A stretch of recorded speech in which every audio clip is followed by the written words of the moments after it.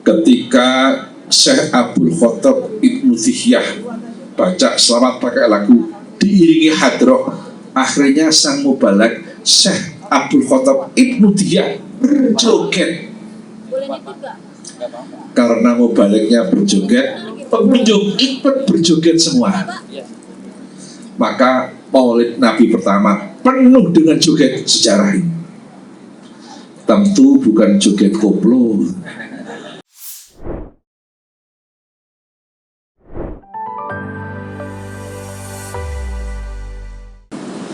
Langsung to the point. Menurut riwayat, yang pertama-tama memperingati kelahiran Nabi adalah Nabi sendiri, bukan yang lain.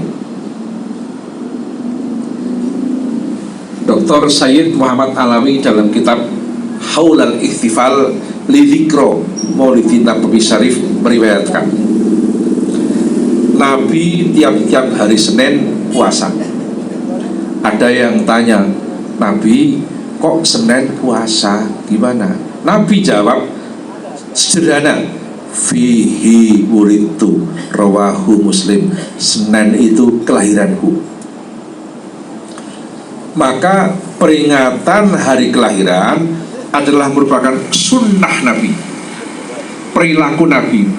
Kata orang Jawa, tindak lampah kanjeng Nabi, perilaku Nabi.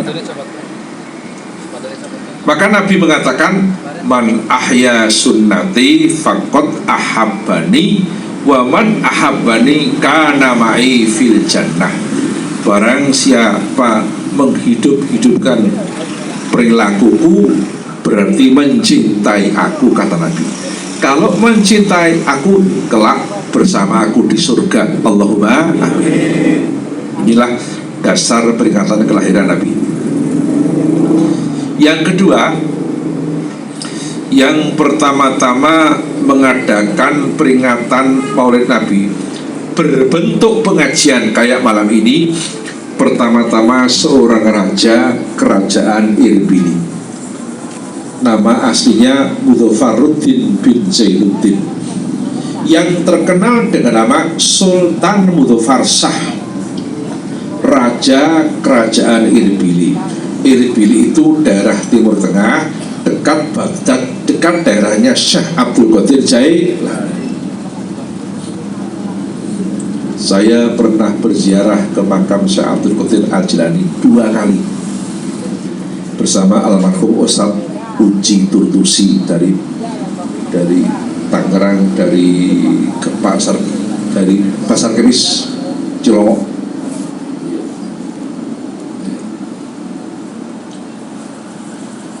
Saya pernah berziarah ke makam Sayyidina Husain di Karbala, Sayyid Musa Al-Kadhim di Iran, di kampungnya kelahiran Al-Ghazali di Tus, di Syekh Ma'ruf Al-Karhi, di Sayyid Musa Al-Kadhim, di Imam Hanafi,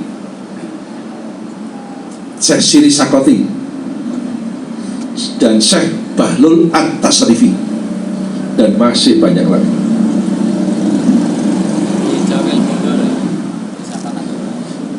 Sultan Mudzafarsah mengadakan peringatan Maulid Nabi.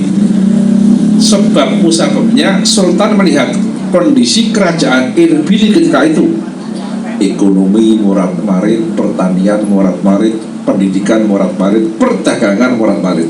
Walhasil terjadi krisis yang berkepanjangan di semua sektor kehidupan manusia. Akhirnya Sultan punya gagasan, punya inovasi, mengadakan peringatan Maulid Nabi yang sebelumnya belum pernah ada.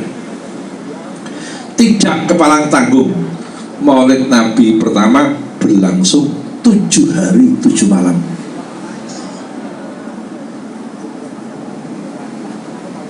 Rakyat dikumpulkan semua, para ulama dikasih undangan, pejabat diundang semua.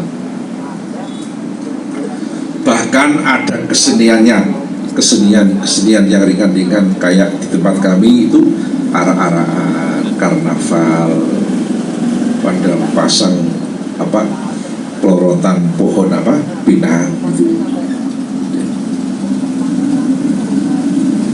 ada Gagar Mayang dan sebagainya. Hari terakhir diadakan pengajian akbar. Pengajiannya dimulai dari habis sholat zuhur sampai jam 4 malam menjelang subuh. Mengundang mubalek dari Maghribi Afrika. Namanya Syekh Abdul Khattab Ibnu Dihyah, pembicaranya mubaleknya. Maulid Nabi berlangsung di Irbili, benua Asia. Mengundang mubalek dari benua Afrika, berbeda benua di atas 5.000 km. Bayangkan ketika itu. Maka kalau Muara Angke cuma mengundang Purworejo, Jawa Tengah, kecil sekali biayanya itu, nggak terasa, betul? Sejarah. Syekh Abdul Khattab Ibnu Dihyah dalam pidatonya pakai kitab berjudul At-Tanwir fi Maulidil Basyirin Nadhir. Ada makalahnya, ada kertas kerjanya, pakai literasi biar gak geladrah gitu. Syekh Abdul Khattab Ibnu Dihyah di tengah-tengah memberikan pengajian, mensejarahkan kanjeng Nabi kita. Tidak ketinggalan, kadang-kadang baca selawat pakai lagu, kadang-kadang baca syair pakai lagu. Ketika Syekh Abdul Khattab Ibnu Dihyah baca selawat pakai lagu, langsung hadroh ikut mengiringi gitu. Sejarah itu. Ketika Syekh Abdul Khattab Ibnu Dihyah baca selawat pakai lagu diiringi hadroh, akhirnya sang mubalak Syekh Abdul Khattab Ibnu Dihyah berjoget. Karena mubaliknya berjoget, pengunjung ikut berjoget semua. Maka Maulid Nabi pertama penuh dengan joget sejarah ini. Tentu bukan joget koplo, bukan joget dangdut, tapi joget sama kayak di Aceh itu. Sama. Di kampung kami ada namanya rodat, cuma melambaikan tangan gitu. Sejarah. Yang hadir dalam Maulid Nabi dan yang ikut melihat kesenian semuanya dijamu oleh Sultan Muzaffar. Saking banyaknya jamuan, Sultan memotong 5.000 ekor kambing, 100 kuda, 10.000 ayam jago itu. Kemudian tenong, ngerti tenong enggak?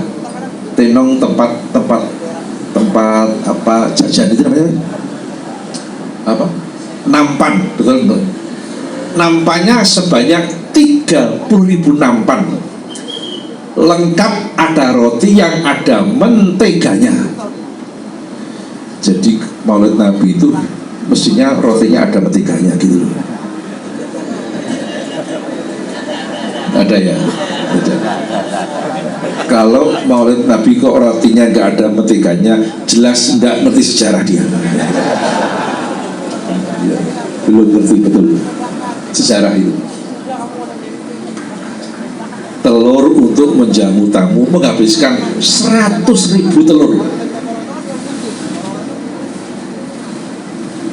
Selesai Maulid Nabi di Irbili, masyarakat Irbili ekonomi tertata, pertanian tertata, pendidikan tertata, yang belum sholat sadar sholat, yang belum zikir sadar zikir. Berkah peringatan Maulid Nabi akhirnya dicontoh negara-negara yang lain. Mesir mencontoh, Yaman, Pakistan, bahkan masuk di Indonesia. Maulid Nabi di Indonesia pertama-tama berlangsung di Aceh, Pelak Samudra Pasai, dipimpin Sultan Malikus Soleh. Sejarah ini.